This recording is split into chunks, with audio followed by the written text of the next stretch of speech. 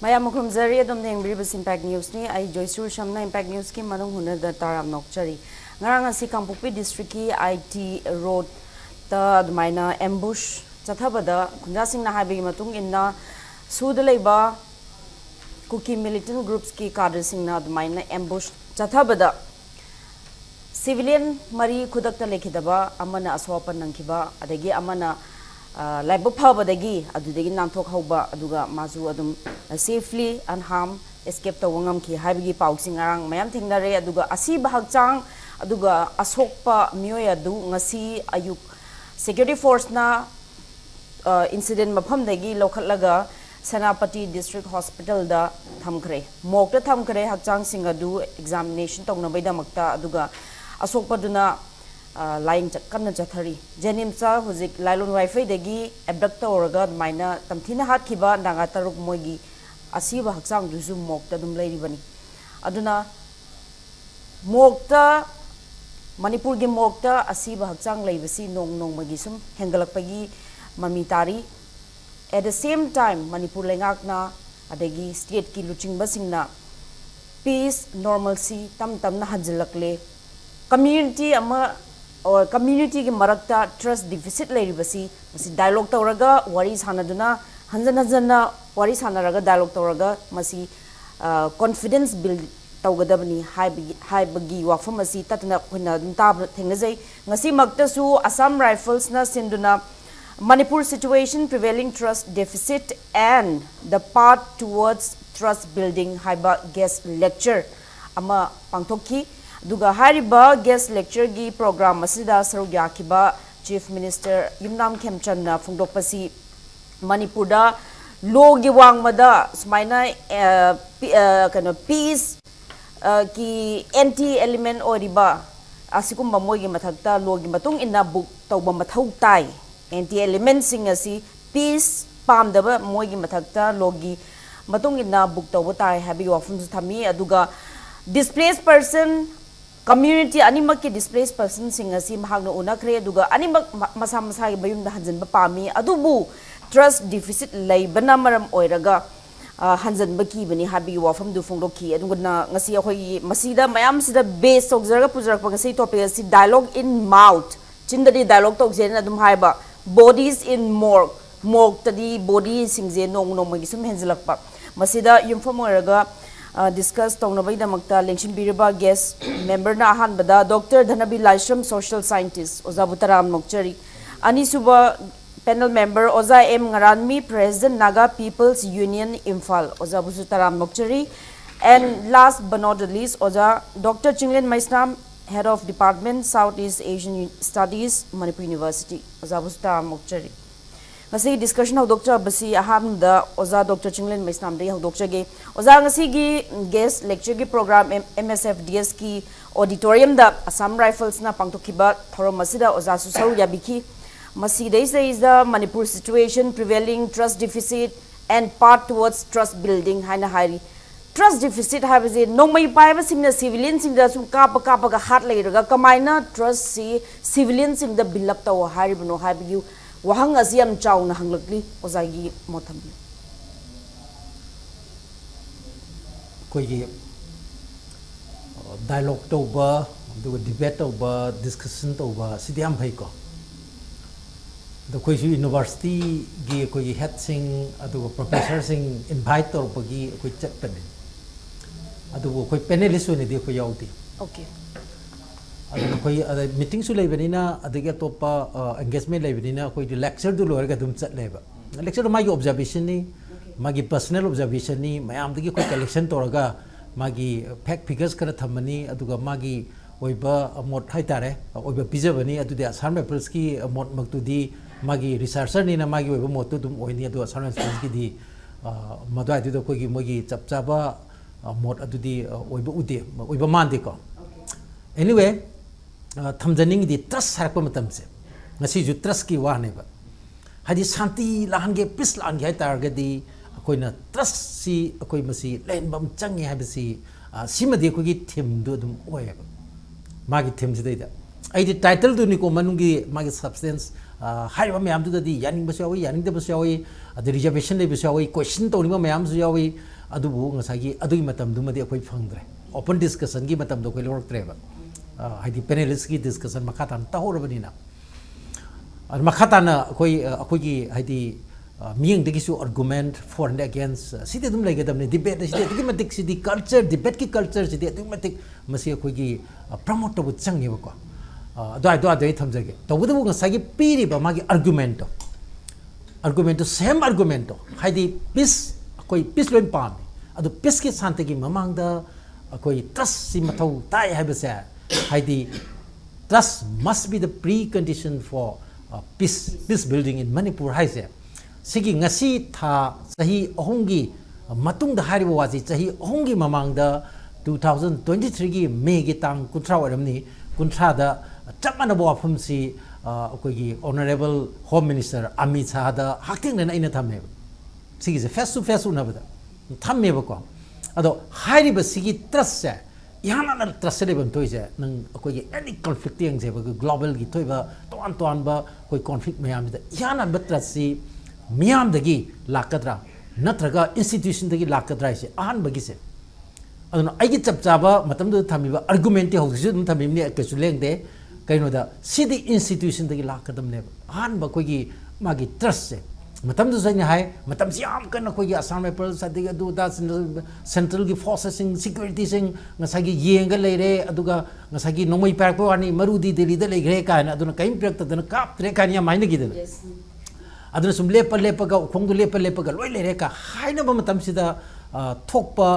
unaba oibanina akoi gi yana na koi gi maruina koi central security forces manipur da leiri se siga plus akoi gi local governance da akoi gi miyam jina moi da trust sama thaja baje hana land view then adudai di community gi magi trust to adum follow to jar kani haibasi adudu so adum thame adu ngasi jo ai adu dum tamningi ai gi mote aduni adu ayam man hojikta magi pinari ba mosidi community masen nuksino community romda oina ayam ba focus tawi maram ni masi mokoi wakalda community masen gi lani na lor pasino ko adai du ori ne aduna madai du ni aina thamjari se maru khwagi maru oi basi magi security so koi institution amane natra ko adi sigi law and order magi sigi agencies ma'am lady masi masi ngak na ba ko adugo maru na koi lengak si masi magi accountability transparency discipline ma koi na uba ma change ba ko aduna akhoi gi madugi akhoi gi trust to leitragadi ngasagi trust leitraba institution da trust leitraba ma pom da akhoi shanti lak pai dudi akhoi day dream ne ora roi da no ko aduna amko ai yam sang lo jo ra han bagi first round se tham janing gi se koi gi institution da gi trust han lakadam ni adu community gi trust community ma sang gi trust adum follow to ken ha basima an ba tham matung se da aina aroi gi parts da tham janing gi se Jammu Kashmir da mi amasibadi breaking news ne aduga Manipur da mi manga siba mi taruk siba sidi adu yam tam thiba myar ka loine na siba sidi akhoi gi breaking news na taba koisna breaking silent thai to adu ne khoi legise hadi breaking heart ka hagadra heart ka bi paw ne tum nei ba kois dadi adu masi Jammu Kashmir da amasiba du di national news ni national gi attention leiba Manipur da mi si hardan si dim ne khoi everyday killing sidi masidi khoi gi news dilar na khoi gi makoi gi kok to bu yau dre sidi narrative tongna ba myam ju yau dre ba ko aduna aina thamjaning su jik khoi gi figure ma palakanda aina 2026 ki January tang amadagina August ki tang kun ngamari se sibo ki media da phangba reporter khoi gi Jammu Kashmir se sidai da mi taratret sibo matam da bullet ka mari leina ba haitare nongmai ga mari leina ba militant singa mari leina ba Manipur da siri se hat li se nifu ga nipan hat le adu nifu nipan hat pa se news hoite adu bo taratret hat pa Jammu Kashmir chidi kitang khoi gi magi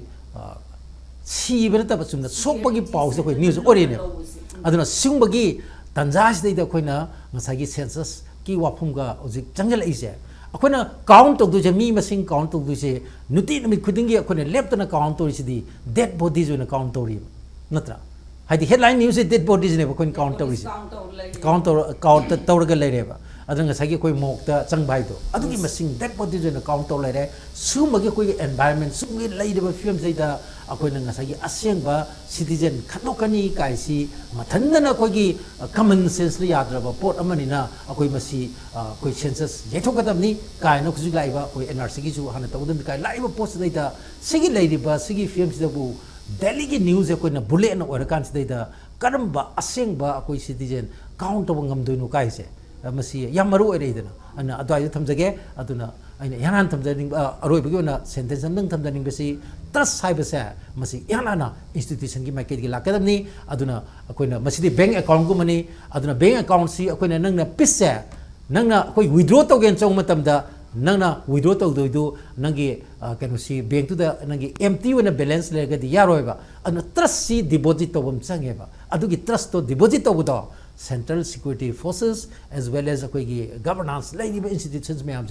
madu trust to han deposit or kanda peace to withdraw to gadamni adu madu deposit to dana balance to zero derega nang koi peace to withdraw to gen changu matam di adu di kano ko maneba akoi check ti piraga akoi sign to du mani bounce to ne.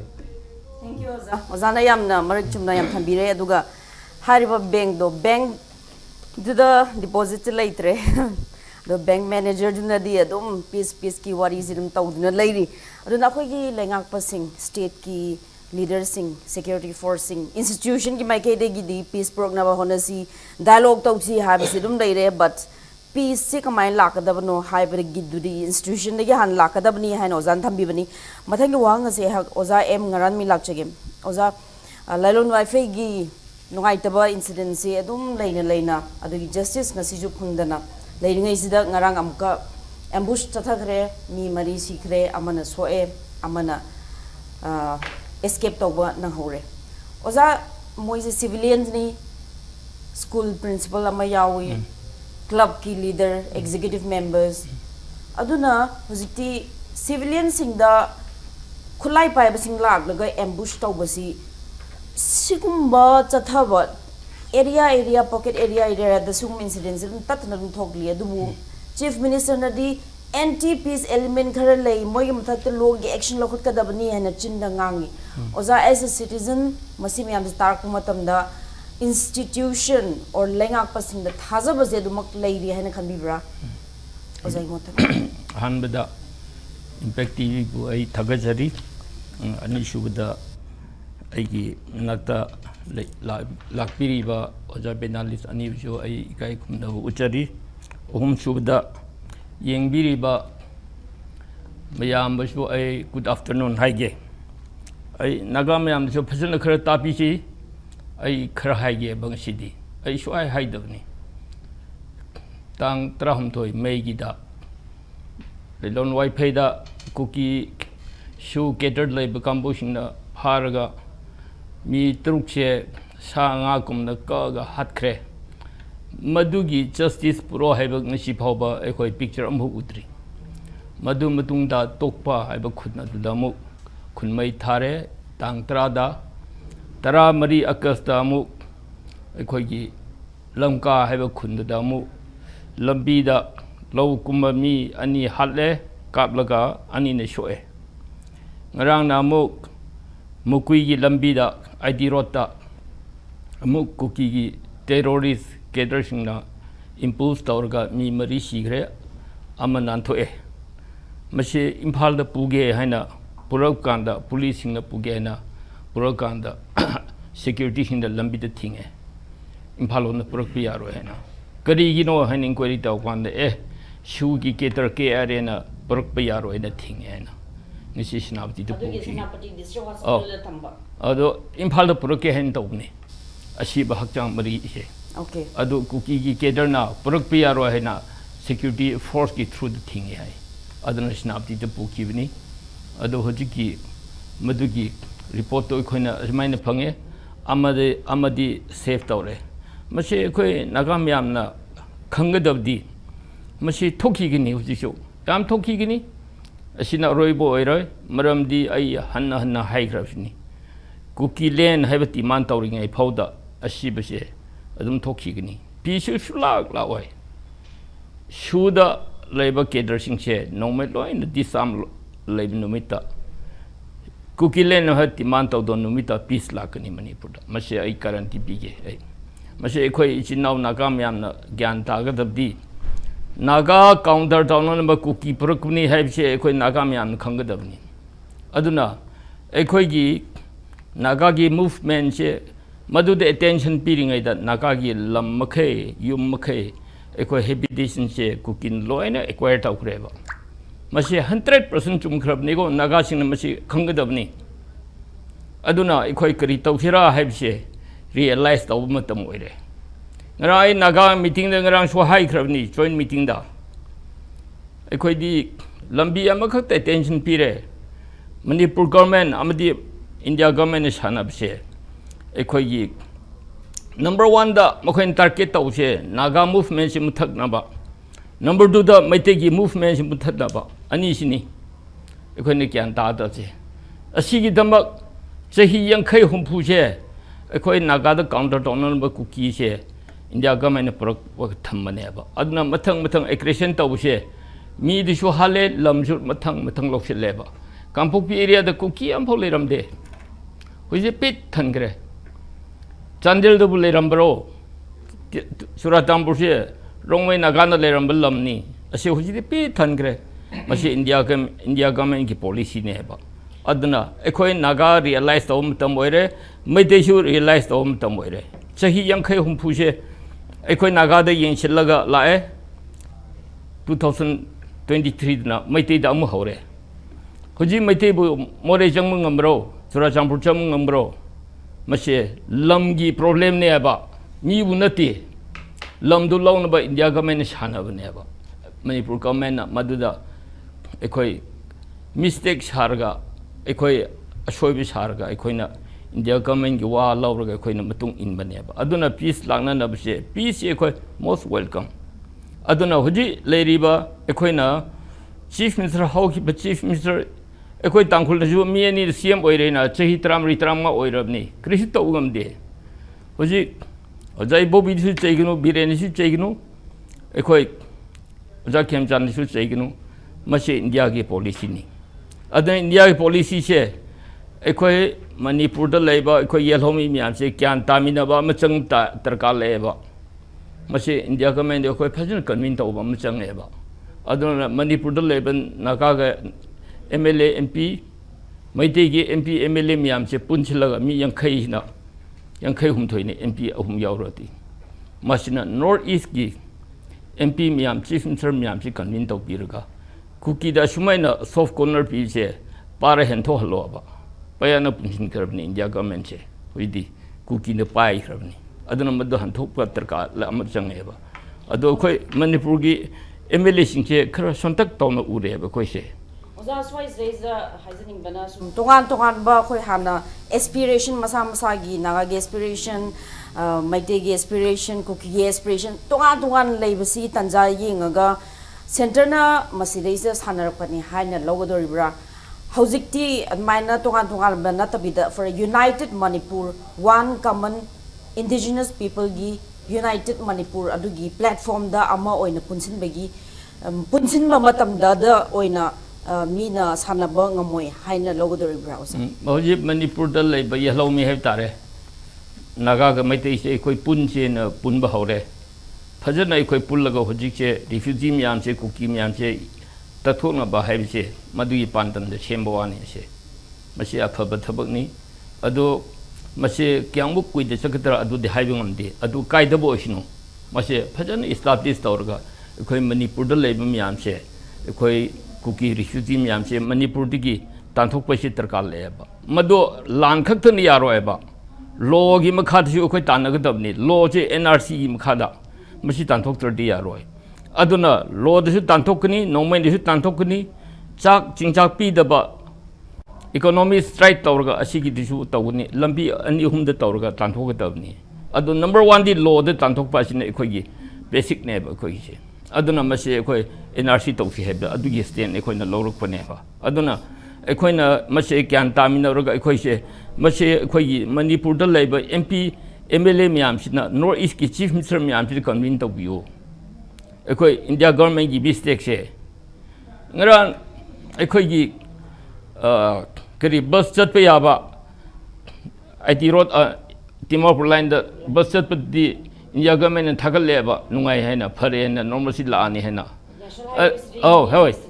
masi yam nungai re haina home minister ni su prime minister ni su thagal leba adar de khoi gi mi asiba mi hat pe mi tru gi su krisho haiti ngarang so mi mariamu impulse or hat leba adu India government krisho haibi deba nungai te have haibi de sire so haibi de adu di kuki na hat pam khaise ma khoi tumin leba adun takpadi yare have natro aduna hoji action krisu plan leiroi phapsi pharoi action chu loroi aduna ekhoi meitei ga naga sing chi kyan damin ga ekhoi pullaga mase straight out of natanu paisu le lite history de kitang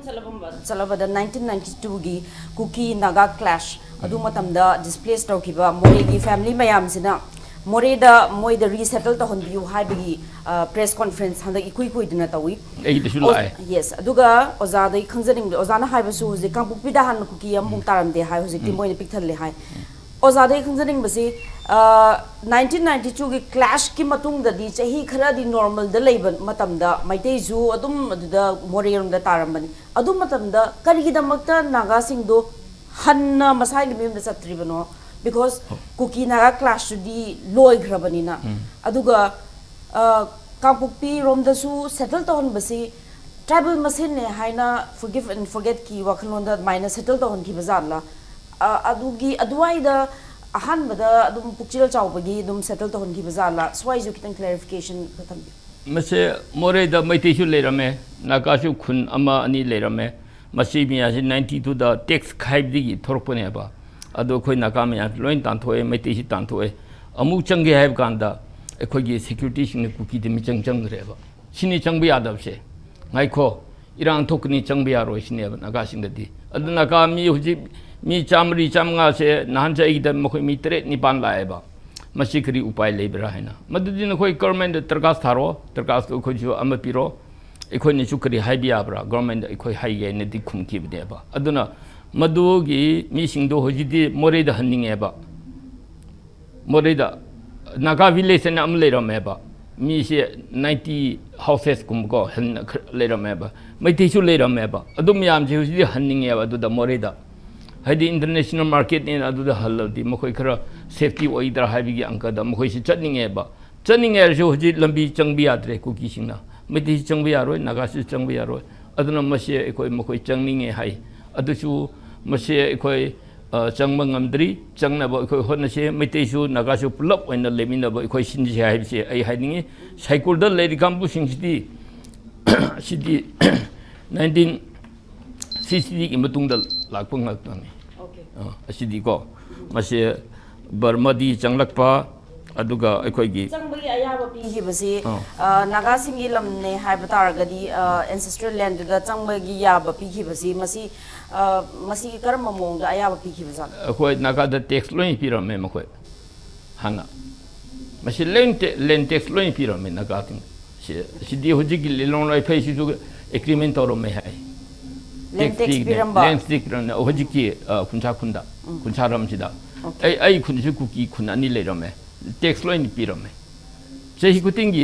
text pyramid. Aduna Naga area the lame case low and Mahujikam Pupil Levse. A young ba Lengme Naga, Maramki, Rongmegi, Tankalki, Pumegi Lamactan never say. Adu the Nasu cookie taram deva. Cookie he 1960 the Lakungatani. See the cushion Kungi Kulakpas in the Moina text lower minus settled the Honda. So, overall, Manipur as a whole state amagi United States amagi yang pamatamda hoigi land gi law kumba leba act kumba se kitang change toba tangai fade hana khanbibra. Hadi customary gi maina kun masa gi village na tax law settle to hanba ya ba gi mahutta state ki oiba one concrete land law kumba ma leba si tangai fade khanbibra. Land law se labor pay ado khoi huji land law the land law the customary the best however. Although Koi Nakagi di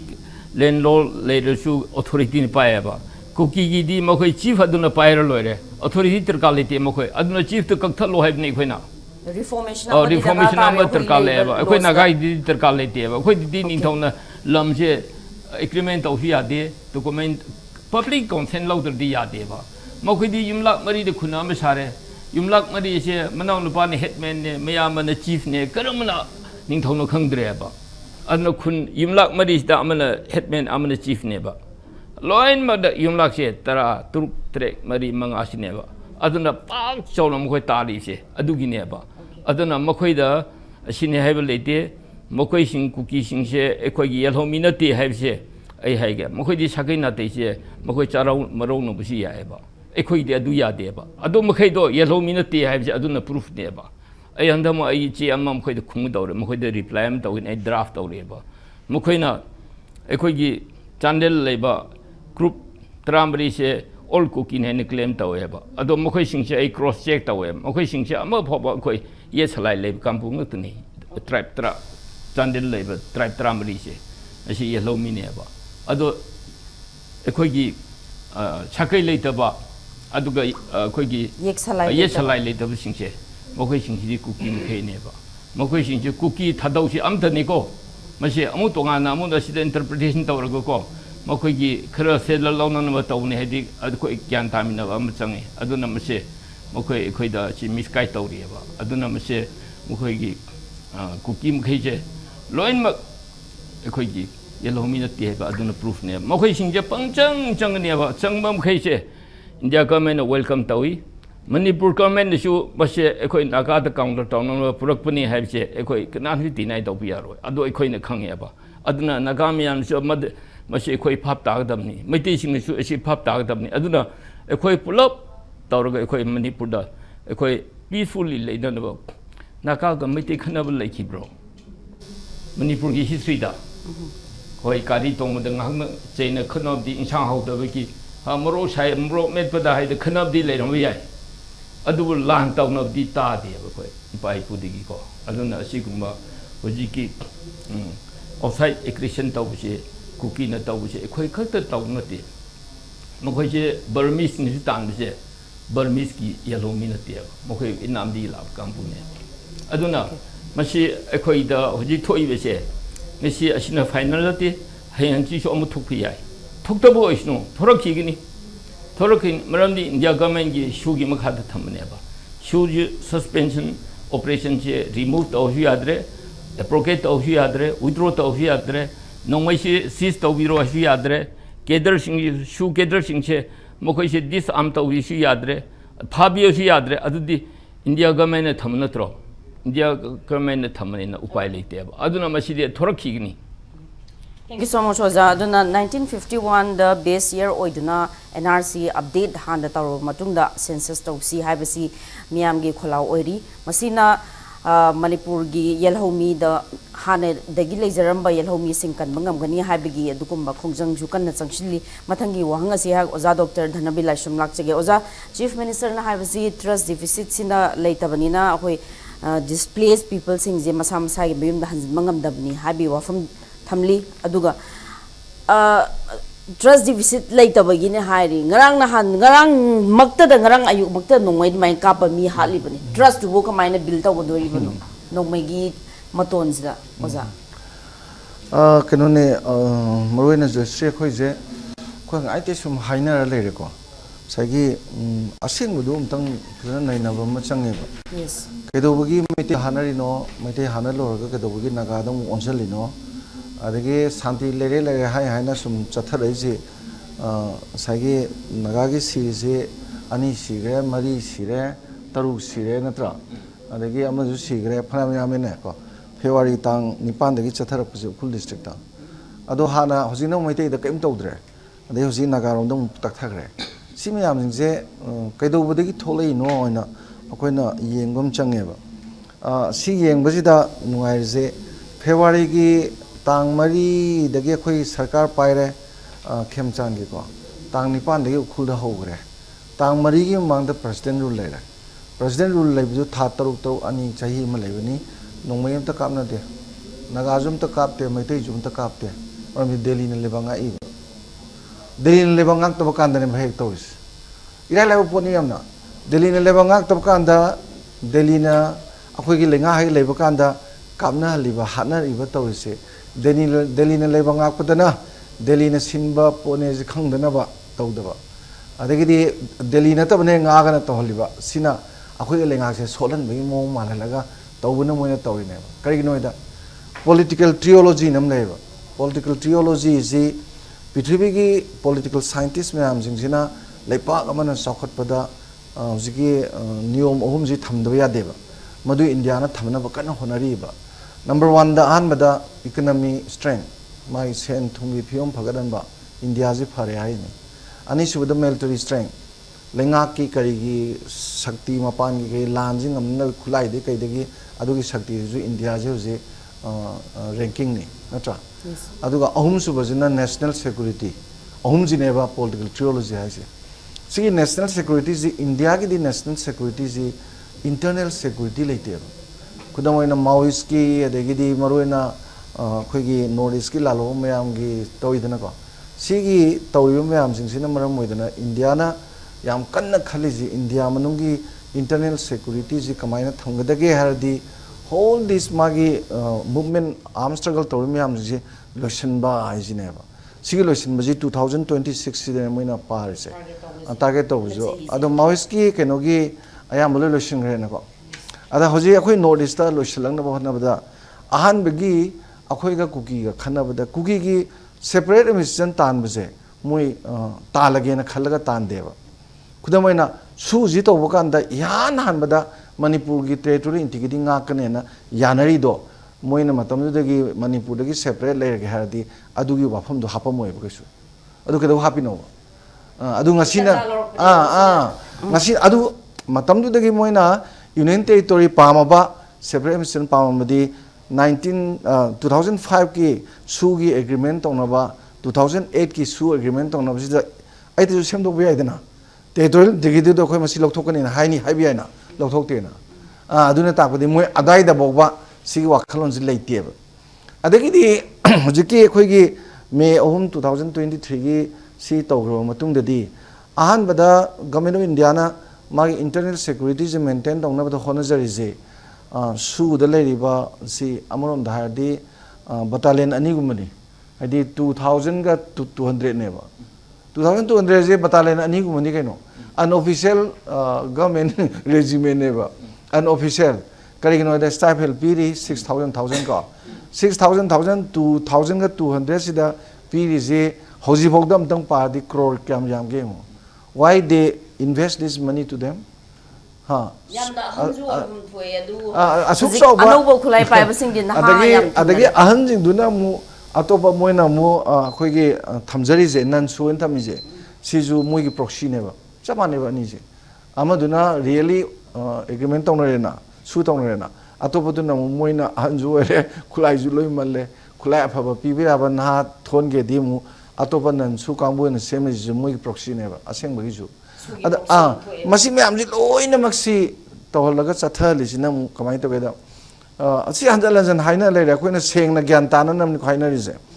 नागागा मैतैगा खुद सुतोक थोनदे 18 जुन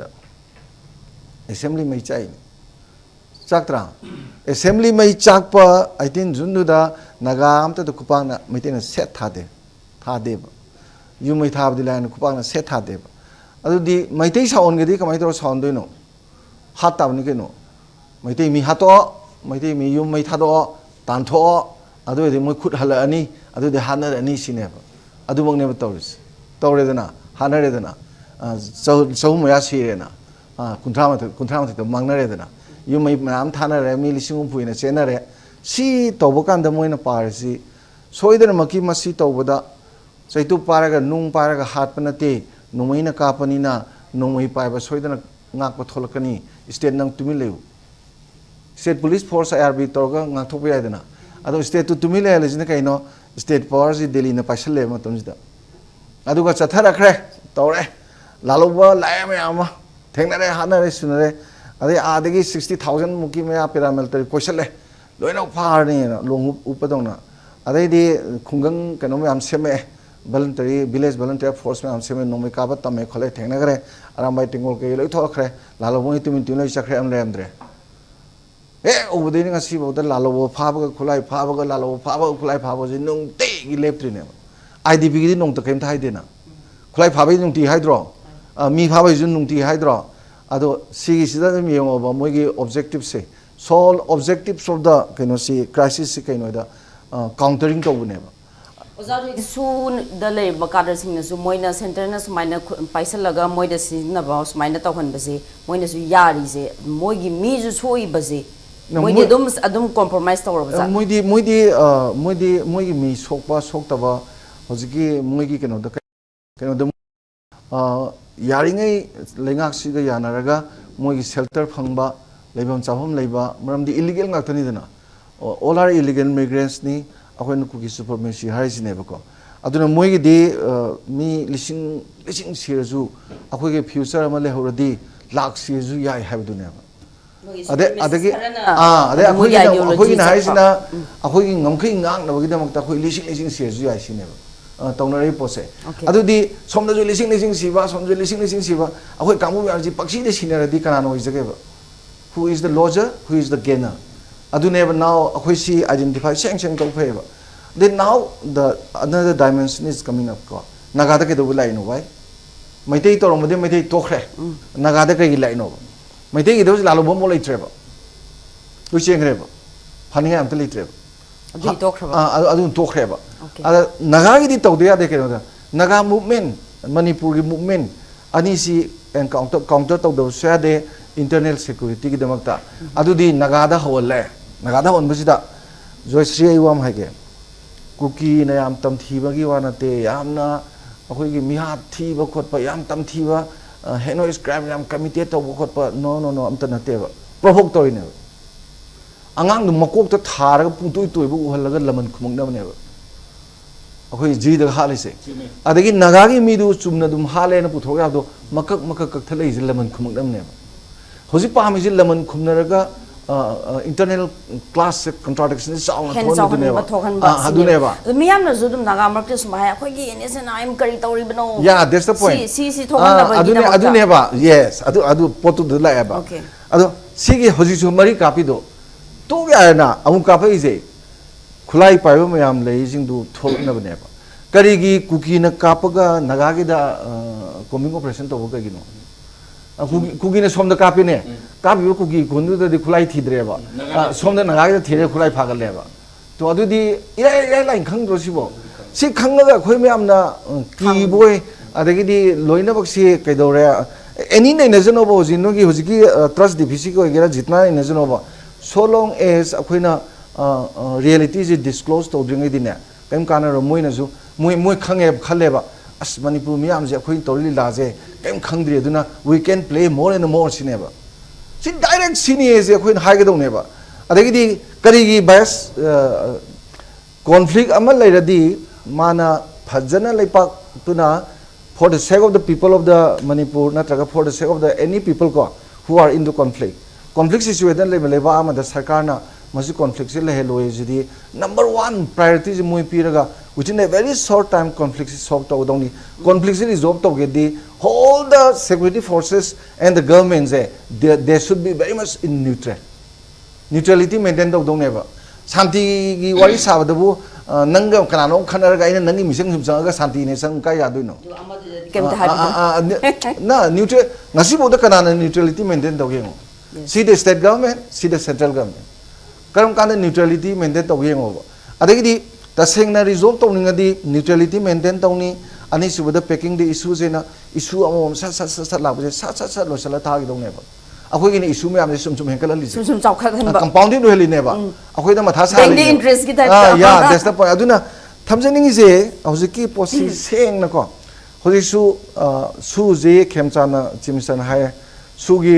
ground rules si nga halane na hai je nga aba santi dum leira adagi di home minister na hai je highway the extortion to bokot ba thing ba leira ba ena se pani palaba adum phare natra si sumaina high river mayam jingji sukto mak torok tarab ne ba 2025 ki security review to bogi matang da adai su ji amuhana renew to matang da point taru yana ki bidu phajagre ba adu ubadagi khoi kyam thi nuai gi kyam nuai gi da phajana hai gre ne kaino highway hangdopa adagidi violent activities tawdaba adai khulai jingje keno da thamjanba adagi magi kem tramari lebji tre ta handaba adai moi marak ta kaigumba mapan gi mi yormadi deport tokba kaina is magi phajagreba ado karamba kanda when they put into practice whatever they are agreeing each other moi masen janagi bu karam matam da madu thabo in torge banatra hoyi suni ne aduna tawrisi karibong nate naga gi su si provoke torga naga gi sok thoga khuju khulai phajan ba mi pha ba ade pha ne ki ngai loi chakraba aduga hoji india na plan to jingrang hai du ne ba hybrid fencing thamane na hybrid fencing je thamane na hai si akhoi gi moina tanthong ba pha bang mana phawrani pha bang ngam da tanthoni tanthokra matung da fencing du thamadi kanam boksa tre internet security 100% safe chumdra ada sigi hybrid fencing jingrang tawni na home na haibisi pakistan de ho na ko edi pakistan ka khoi thangna Pakistan aduga Assam Bangladesh border de ne henna pukning changbagi mong changni somda di changhei roi di na song is di moi recruit to phangjari na moige an official oi ba sagi proxy army do recruit to phangjari ba so long as moi changjara inge moi chang padu thingadi sinari ba proxy lami du na sauro idro ada moida si yamna kuigeda play na te adada ne khoina kuki kangbo jing da jo he hai do moi akhang ngai jing da no modi noi champra mai je yaw ngai sumbani yaw da matam da dustbin da hundorpani one day you should be thrown into the dustbin ko soida bani kaina da manipur ju sukai kai banga moi di sugi agreement da manipur integrity nga kane na number 1 da yaw la krai da nga krai da thuai de no adu moi hoji semdok pangam gadara ba aduna si me amje sanari boli logic kari bung na teba ujana tapi bed maina naga movement manipur movement yam kanna india da hoji atai da problem am to oidre sigi movement jina ta na tai da kai mo de next slide oigera adai maois oigera hoji leitra bagum baneba loisal le baneba entire focusing na entire focus le to ineba aduna sigi ji hek loyo matam da delhi gi jo adu da khoina any paramilitary gi officer oigera adagi indian authority me am oibigera Ministry of Home Affairs will be ogra. Akwena Hizarina Sumaina counter insurgency measures ma localize. Sina tabada yam positive over measures local pay adra havenida. Akwena Hijaningina ID ngasize Kariguma Matam Pangade Hijaning Baneba. 1962 gi Sino Indian War se China ne India's in Northeast on the Loksala Pagitanjaze. Sida Kangjay Bung Jida Manipur gi Pakhang Mayam Tolaga. Akoibu Indian Army na recruit to you sina fight to gain a loud angang mayam do it's not happening in any part of the India India dam ta thok ta bane okay ada thamjaning idi sinida moina de khoi ji anti Indian ne khaleba akoi gi miyam na Indian winning baneba Indian winning badu ohen bagi mahota akoi gi kokthak sida hanjan polum mayam piraga phamjan basida saw kangbujin ne bo ji lei miyam second class treatment matang adu edi Joyshree sigi miyam je masi asi khoina middle space size adu ne ba underground ga security force ka ani makta le miyam ji ne ba middle space size sigi ji politically economically socially justice bibiraga as a Indian full fledged citizen pagana sembi sabiradi lan hobo to oina miyam la ro pusu lan hobo su ya pusu aina adu moina haidi soya Madam di lalo bunu sumoi kana khange. Okay. That's the point. Thank you so much Orja matang swaida attend ba commercial break to lojage break matung da dialogue in mouth bodies in morgue makata na kana zage.